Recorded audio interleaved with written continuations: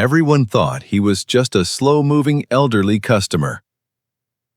Until three young men entered the store and started threatening the cashier. That's when 40 years of police instinct kicked in, and nobody could understand what was happening. Welcome to Hearth Stories. Before we begin this powerful story, please tell us in the comments which city you're watching from today. And if you believe stories like this need to be remembered, hit that subscribe button to help ensure they're never forgotten. The store would close at 9 p.m., but Frank Thompson always came at the last minute. At 73 years old, with graying hair and a brown walking cane in his right hand, he had a slight limp in his left leg, an old injury, the kind nobody asked about. He wore the same blue jacket, carried the same old bag, and bought the same things every time: bread, milk, canned soup, and sometimes a small chocolate bar to treat himself. Quick Stop Market was a small 24-hour convenience store on the outskirts of Phoenix. The night shift worker was 22-year-old Sarah, an Arizona State University student trying to pay off her student loans, patient but tired. The security guard was 28-year-old Jake, into bodybuilding, who thought himself tough and cool but had no idea what to do when faced with real danger. When Frank Thompson entered, Jake was lounging on his stool next to the register, messing around on his phone as usual. Sarah smiled politely at the customer. "Good evening, Frank. How are you doing?" "I'm fine, sweetheart, thanks. Guess I'm running a bit late again." "No problem. We've still got half an hour before closing." Frank Thompson picked up a shopping basket and began slowly walking through the aisles. Every step was careful, every movement measured. His cane made a small sound each time it touched the hard floor. Jake would occasionally look up at him, thinking to himself, "Here comes that old guy again." "Sarah, why does that old man always come so late?" Jake muttered. "Don't talk like that. Frank's a good person, doesn't bother anyone. But he moves so slowly, sometimes makes other customers wait." Sarah didn't respond. She knew that Frank always came alone, never had long conversations with anyone, but was always polite. She'd noticed how his hands trembled slightly when he pulled out his old leather wallet to pay. Signs of aging, she thought. But there was something different in Frank's eyes. Sharp, observant, but quietly watching. That kind of gaze. That evening, everything seemed normal, too. Frank Thompson had put bread, milk, and canned soup from the shelves into his basket and was slowly making his way to the register. Sarah was waiting ready at the counter, while Jake was still messing with his phone. Just then, the store's glass door opened forcefully. 3 people entered, all in their 20s, all wearing hooded sweatshirts, faces half covered. The tallest one was thin and constantly looking around. The second was short and stocky, keeping his hands in his pockets. The third was blonde and looked nervous. They hadn't entered like normal customers. As soon as they opened the door, they stopped, scanned the store, then walked purposefully toward the register. Sarah initially thought they were regular customers. "Good evening, welcome." The tall one didn't respond. He just approached the counter and spoke in a low voice. "Give me the money from the register." Sarah looked confused. "Excuse me? Didn't you hear me? Take out all the money from the register." This time Sarah's face changed. Her heart rate increased, her hands began to tremble.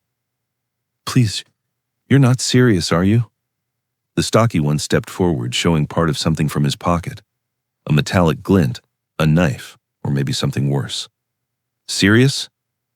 Girl, if you don't open that register, this place is going to turn into a bloodbath." Jake finally understood what was happening.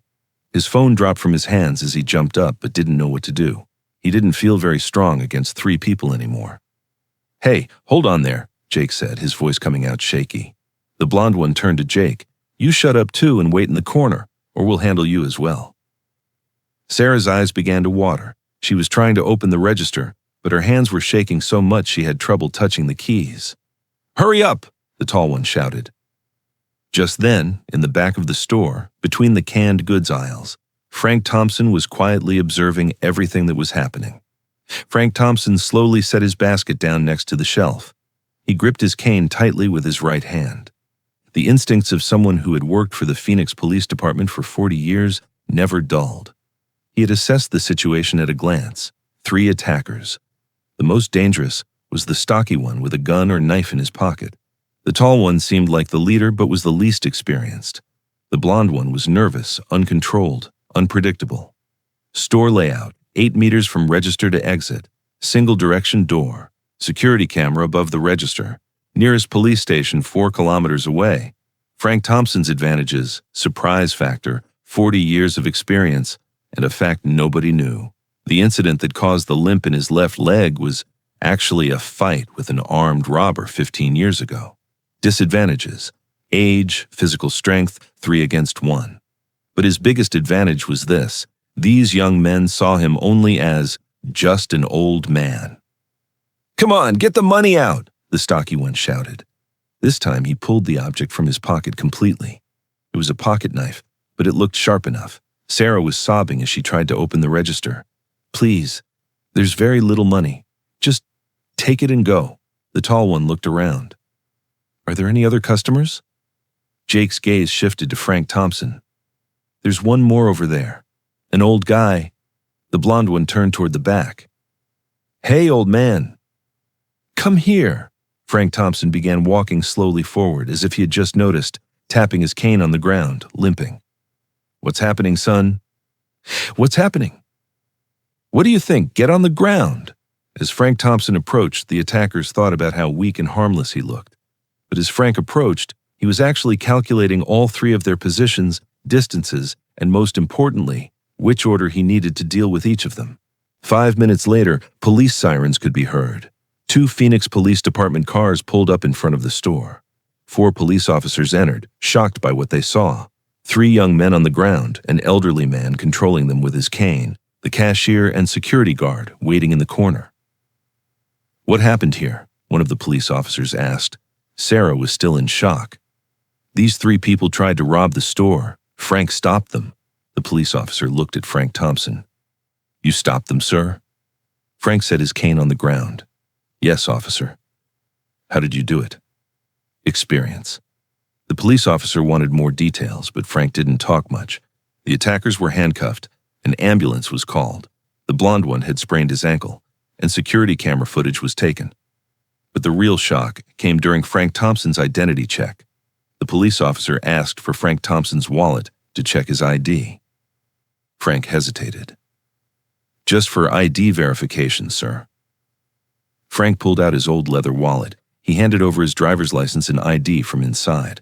But the police officer noticed something else in the wallet, an old, worn plastic card. "What's this, sir?" Frank took a deep breath. "My old ID." The police officer took the card and examined it. His eyes widened. "Retired Police Detective Frank Thompson. 40 years of service. Phoenix Police Department, ... Everyone in the store turned to look. Sarah's mouth fell open. Jake muttered, "What?" The police officer bowed respectfully. "Detective Thompson, I didn't recognize you. I apologize, sir." Frank waved his hand. "I'm retired now. Just Frank." "Detective, we've never seen you at the station." "I retired from a different state. Moved here 3 years ago. Came from California." The young police officer was still amazed. 40 years. "Which units did you work in?" "Homicide, narcotics, or organized crime." Frank paused.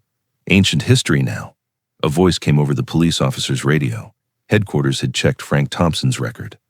"Unit 42, according to information we received.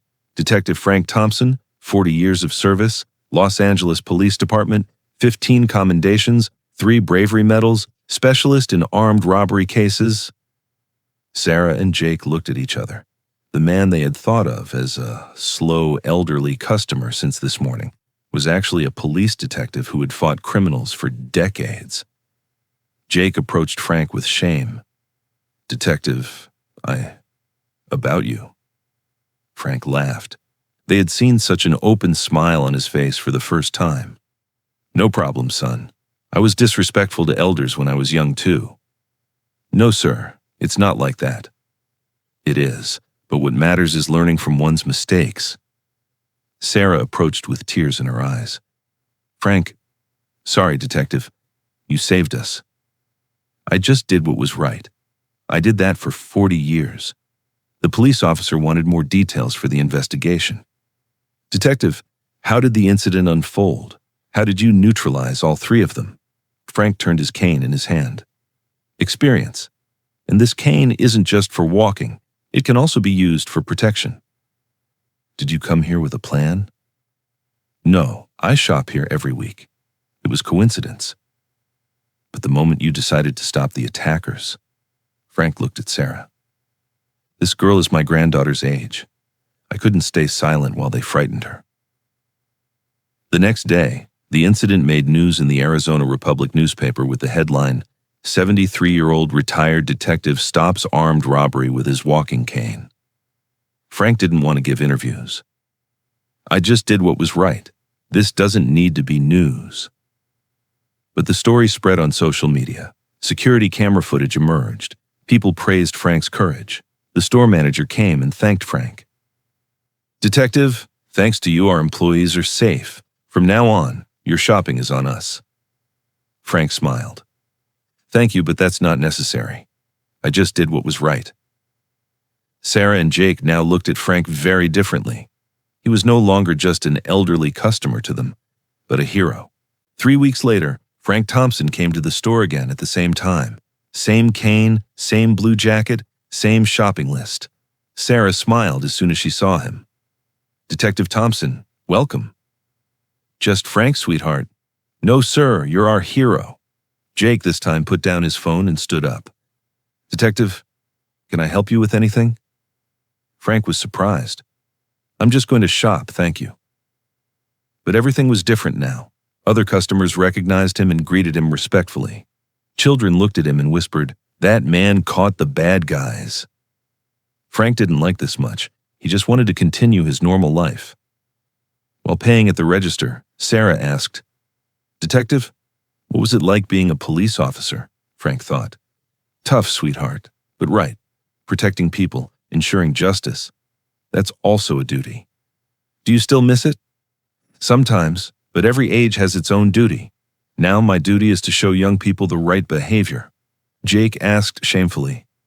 Detective, I behaved very badly toward you that night. How do you forgive me? Frank touched Jake's shoulder. Son, everyone makes mistakes. What matters is learning from mistakes. You'll be more careful now, won't you? Yes, sir, I promise. That night, after Frank Thompson returned home, he pulled out his old police files. 40 years of service, hundreds of cases, thousands of memories. Retirement wasn't easy. There were moments when he felt useless. But that night, what happened at the store reminded him of something. Age was just a number. Experience and courage were timeless. The next morning, he called the local Phoenix Police Department. Hello, this is retired Detective Frank Thompson. If you're looking for volunteers to train young people, I can help. The department captain eagerly accepted. Frank was no longer just a store customer. He was also an instructor passing on his experience to young police officers. 2 years later, that store was renamed Detective Frank Thompson Memorial Store. There was a small plaque at the entrance. Age is never a barrier to courage. Detective Frank Thompson. Frank still shopped there once a week. But he was no longer just a customer, but a source of inspiration. Sarah graduated from university and entered the Phoenix Police Academy. I want to be like Frank, she would say. Jake quit his security job and became a volunteer firefighter. I learned from the detective that protecting people is the greatest duty, he would say. Now I ask you, have you ever met someone you didn't know, but when you later learned who they were, you were amazed?